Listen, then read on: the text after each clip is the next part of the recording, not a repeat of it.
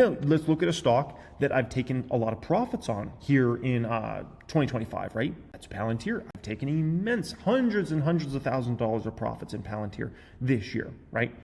Why would I take profits on Palantir? Well, the numbers, the math shows me it makes sense for me to take profits on Palantir.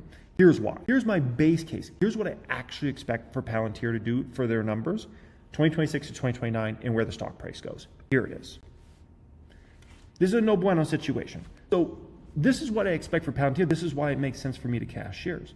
The moral of the story is when you run that base case, if the CAGR is not there for the next 4 or 5 years, you have to say, makes sense for me to cash my shares, right? So regardless of what happens with Palantir, I will be happy I cash shares in 2025, right? But the moral of the story is here, the numbers, this just doesn't make sense for me to hold all those shares. It makes sense for me to cash, right? Because there's a lot of other stocks I'm running my base case on, and they're giving me CAGRs of 20+%. I don't have that happening for Palantir. I have a single-digit return, which is likely worse than probably the S&P 500 will produce, right?